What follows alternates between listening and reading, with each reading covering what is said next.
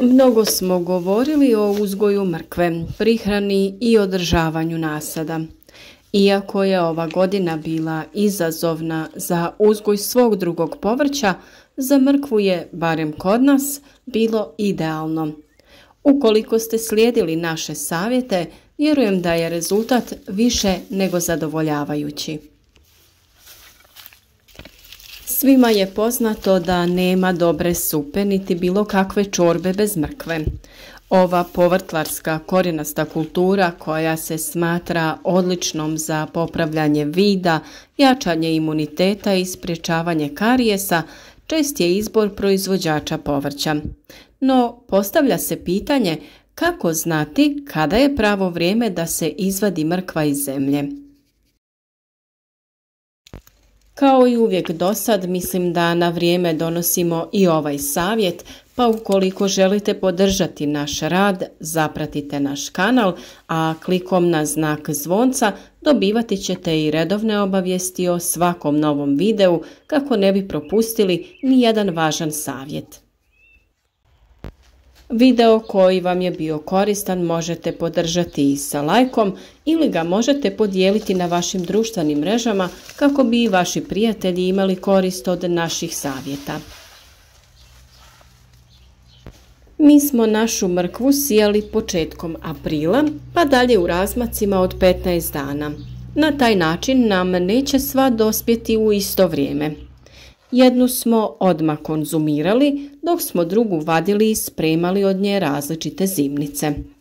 U pravo vrijeme smo ju prorijedili, tako da smo dobili poprilično ujednačene i zdrave korijene mrkve. Ono što je svakako preporučljivo kao sljedeći korak nakon prorjeđivanja jeste malčiranje mrkve. Na taj način sprječavate razvoj korova koji usporava razvoj mrkve, a i oduzima hranjiva.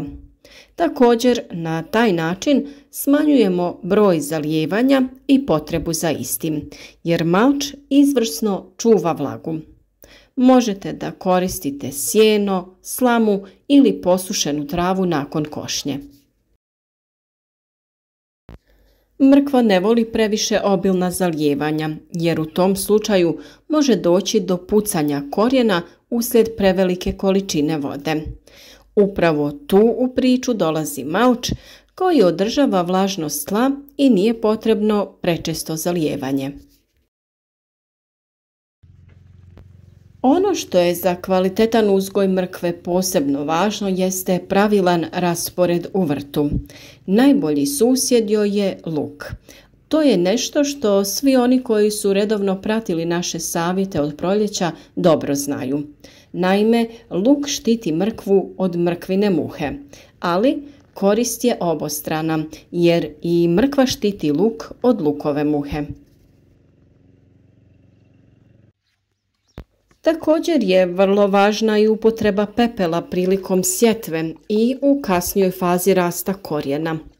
Pepeo je vrlo koristan u početnom stadiju kod zaštite od bolesti, a kasnije se u 2 navrata zalijeva sa rastvorom pepela za krupan i zdrav korijen. Jednako možete koristiti prihranu kod mrkve, ali i kod uzgoja luka. O svemu ovome naravno da detaljno imate posebne video savjete koje možete potražiti na našem kanalu i malo bolje poslušati o čemu se radi i kako da ostvarite obilne prinose mrkve. Vađenje mrkve možete započeti tek kada ona ima od 1 do 1,5 cm u prečniku. Mrkva se vadi u periodu nakon 60 dana od sjetve, no tada je to mlada mrkva za prodaju u vezicama ili u svježem stanju sa odstranjenim lišćem. A nakon 120 dana nastupa puna tehnološka zrelost mrkve. Znate da je nastupila puna tehnološka zrelost kada se vanjski listovi u lisnoj rozeti osuše, požute i fiziološki odumiru. To znači da je izvršen transport hranjivih materija iz listova u zadebljali korijen. Upravo ta mrkva je pogodna za duže čuvanje. Mrkva se u tehnološkoj zrelosti vadi u jesenjem periodu, krajem oktobra i početkom novembra. Ukoliko imate uslove za čuvanje u nekim škrinjama ili hladnjačama, tada mrkvu možete izvaditi i ranije, usitniti, spakovati u neke vrećice ili to odraditi sa nekom aparaturom za vakuumiranje, te na taj način imati mrkvu sve do sljedeće sezone uzgoja. Ako se zakasni sa vađenjem, moguće je da ponovno krene vegetacija, to jest pojava novih listova, naročito ako su prisutne padavine.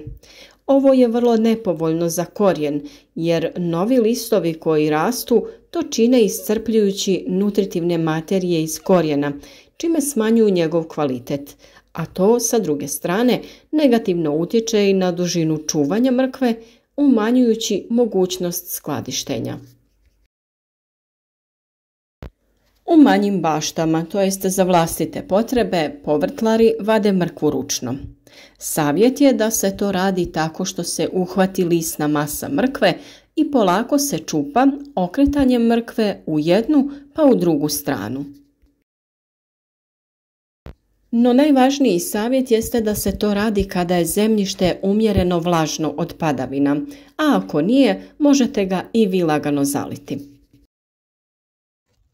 Također na manjim parcelama vađenje se može vršiti i pomoću alata, kao što su vile za vađenje repe. Vadi se i namjenskim vadilicama, ali je prethodno potrebno odstraniti lišće.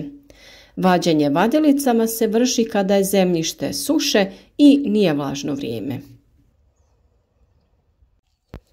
Veće površine rade se sa kombajnom za vađenje mrkve. U tom slučaju se lišće ne odstranjuje. A kada se ne posjeduje navedena mehanizacija, mrkva se vadi pomoću jednobraznog pluga, kome se skinu plužne daske. Ova mašina zahvata jedan red sa biljkama i baca mrkvu na stranu. S obzirom da je zemlja bila vlažna, na mrkvi će naravno biti ostataka zemlje. Vi ju možete ostaviti nekih sat do 2 vremena u hladu da se lagano prosuši kako bi se što lakše sa nje uklonili ostaci zemlje. Ukoliko ćete je skladištiti na način da ćete ju ostaviti u nekim gajbama ili slično, važno je da mrkvu prije toga ne perete, samo uklonite ostatke zemlje i lagano ju očistite. Sa druge strane, ukoliko želite da ju skladištite u škrinju u duboki zamrzivač, tada je važno da ju temeljito operete sa mlazom vode i da pritom koristite četkicu sa kojom ćete ukloniti sve zaostatke zemlje na korijenu. U jednom od naših narednih videa dati ćemo vam savjete kako je to najlakše spremiti mrkvu kako bi ona cijelu zimu ostala svježa i da ju možete koristiti kada god vam zatreba. Naravno, u narednom periodu donosit ćemo vam i sve druge savjete kao i do sada i nadamo se da ćete ostati s nama, biti naša podrška kao i cijelu ovu sezonu uzgoja.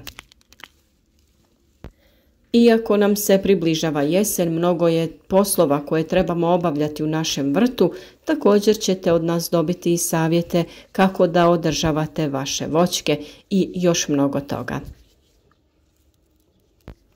Svi vaši komentari ispod naših videa mnogo nam znače, a vjerujem da su i vama korisni naši odgovori kada postavite pitanje koje vam je važno u uzgoju biljaka. Zato se nadamo da ćete i u narednom periodu da nam pišete, postavljate vaša pitanja ili date prijedlog koju temu da obradimo u jednom od narednih videa. Bliži se i jesenja sjetva raznog zelenog povrća koje će svakako dobro doći tokom zimskih dana za podizanje imuniteta i održavanja zdrave ishrane. Donijeti ćemo vam različite savjete kako i vi u vašim vrtovima možete uzgojiti različito zeleno povrće, kako ga prihranjivati i zaštititi od hladnoće. Nadamo se da ćete i u narednom periodu biti sa nama.